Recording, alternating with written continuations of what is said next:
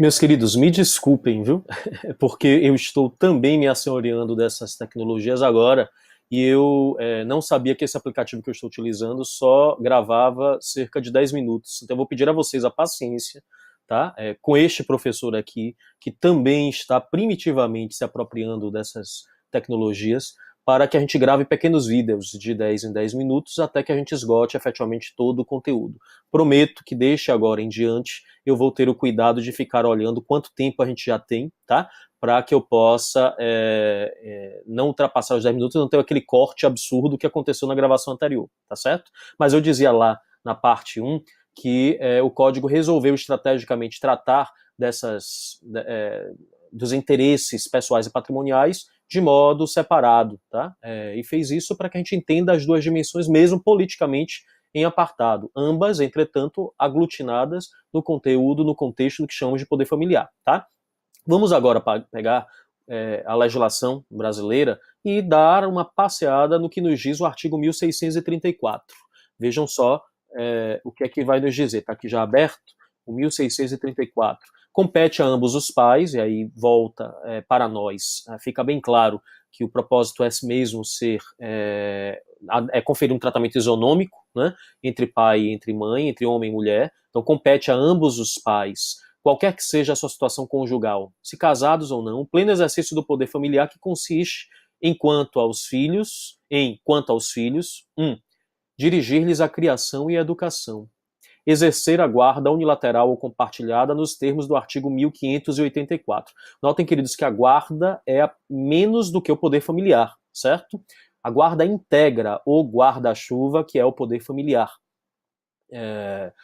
Pouco importando se eu exerço a guarda ou se é a mãe de meu filho que exerce a guarda, eu também deterei o poder familiar, que é mais do que a guarda. E compete prioritariamente a guarda aos pais, né? Seja compartilhada ou unilateral, a gente já viu ao estudar guarda, né, que a gente só vai falar em guarda de terceiros, deferida à terceira pessoa, se os pais não puderem efetivamente exercê-la. Tá? Em primeiro lugar, cabe a guarda aos pais e compete a eles em face do poder familiar, seja na modalidade unilateral ou compartilhada. David, então, exerce o poder familiar não apenas aquele que exerce a guarda. Perfeito. O poder familiar é mais do que a guarda é a administração dos interesses mais diretos, mais cotidianos possíveis. Tá?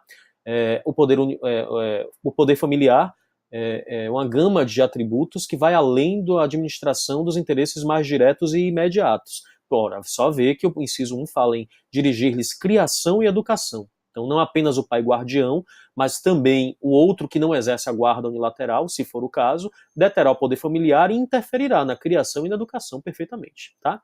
Compete ainda aos pais conceder aos filhos ou negar aos filhos consentimento para casarem. Aqui estamos falando daquela circunstância do indivíduo menor de idade, em idade núbio, entre 16 e 18, não emancipado. O indivíduo que pretende se casar precisa do consentimento dos pais. E a gente já estudou isso ao falar de casamento. Também no inciso 4, conceder-lhes ou negar-lhes consentimento para viajarem ao exterior. Ou seja, a gente não vai apenas deferir esta atribuição ao pai guardião. Se os pais moram em separado, ambos devem conceder ou negar consentimento para a viagem ao exterior. Não é atributo da guarda, minha gente, mas atributo do poder familiar, tá? Compete a eles também conceder-lhes ou negar-lhes consentimento para mudarem sua residência permanente para outro município, nomear-lhes tutor por testamento ou documento autêntico, se o outro dos pais não lhe sobreviver ou o sobrevivo não puder exercer o poder familiar. Uma coisinha aqui importante a dizer a vocês: quem exerce o poder familiar?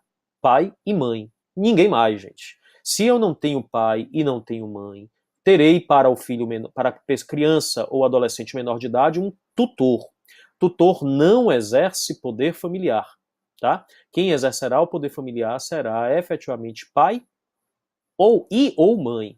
Enquanto tivermos pai, enquanto tivermos mãe, teremos aí então o poder familiar devidamente atribuído a eles. Morreu o pai, David, somente a mãe exerce o poder familiar. Morreu a mãe, se o pai está vivo e é reconhecido como tal, somente ele vai exercer o poder familiar. Eu não preciso, porque um deles se afastou do poder familiar, ter alguém para suprir, para ficarmos com duas pessoas.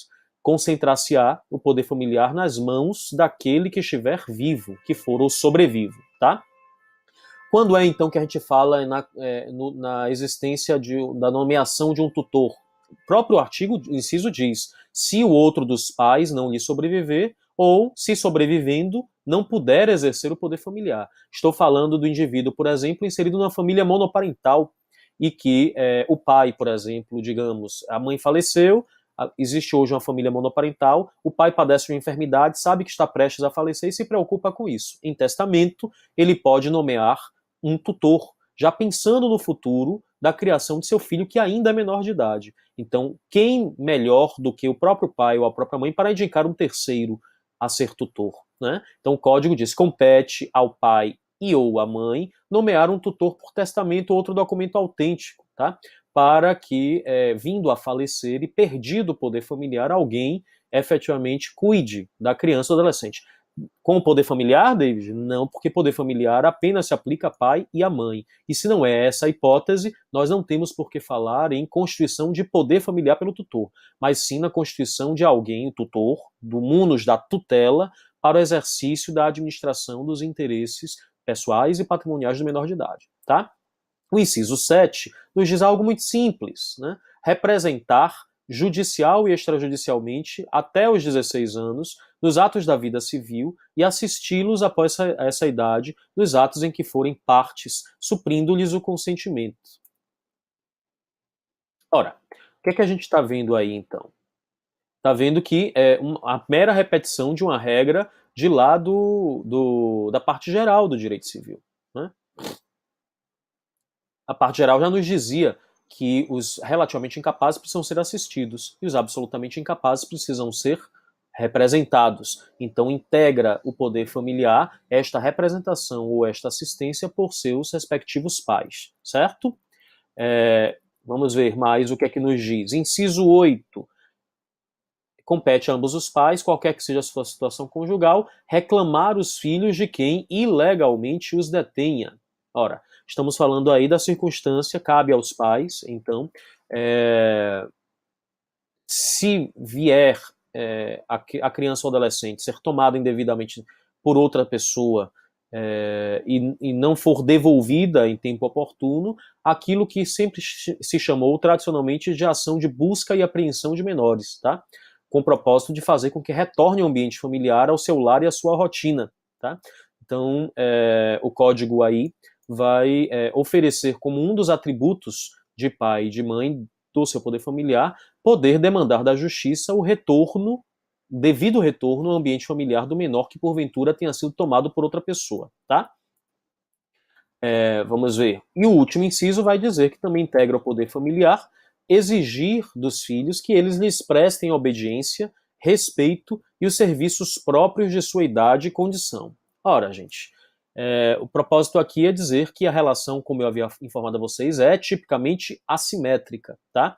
Então, cabe ao pai e à mãe exercer essa responsabilidade mesmo, já que ali o ambiente familiar é o primeiro reduto de formação da cidadania e da personalidade do indivíduo, né, que precisa ser um sujeito público minimamente ciente de suas responsabilidades, com seus papéis no mundo. Por isso, cabe aos pais essa responsabilidade de conformar essa personalidade, exigindo limites mesmo, atribuindo responsabilidades. Exigir, aí diz o código, respeito e obediência, e também os serviços próprios vinculados proporcionalmente à sua idade, à sua compleição e à sua condição de vida, né? Então, não há nenhum problema, ao contrário, percebam, é muito proveitoso que pai e mãe digam, olha, hoje você vai lavar a louça, arrume a sua cama, guarde seus pertences, né? Serviços próprios aí, nada tem que ver, gente, com serviço em termos de direito de trabalho, né? Para fins laborais, mas serviços como comportamentos atribuídos a outrem, né? Nesse fluxo da economia doméstica, do ambiente familiar, ok? Aí estão os interesses de cunho pessoal tratados, percebidos pelo legislador, tipificando-os lá no artigo 1634, ok? Muito bem, vamos agora para o próximo vídeo.